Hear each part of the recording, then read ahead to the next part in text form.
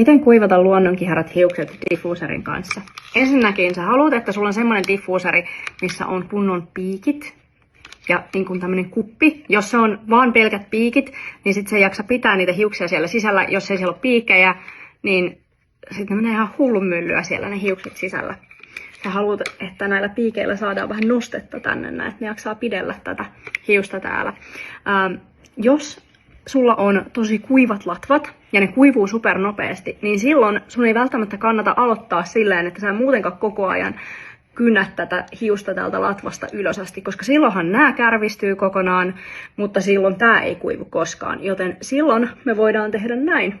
Ja tää pätee myöskin siihen, kun mä sanoin, että jos sulla on semmonen tukka, mitä kannattaa ilmakuivattaa, mutta se kuitenkin kannattaa se hiuspohja saada kuivaksi, niin silloin meidän kannattaa aina kallistella tätä tietenkin, kun me kuivataan, koska muutenhan me ei päästä tuohon tyveen kunnolla käsiksi.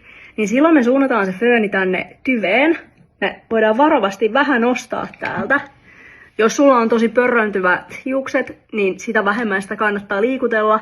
Silloin kannattaa olla tosi varovainen, mutta vähän voi nostaa sitä täältä. Aina hetken pitää paikoillaan, sitten vaihtaa paikkaa ja näin. Silleen sä saat sitä sun tyveä kuivaksi ilman, että sun tarvii koko tukkaa koko ajan heilutella, milloin se pörrö nousee tosi paljon.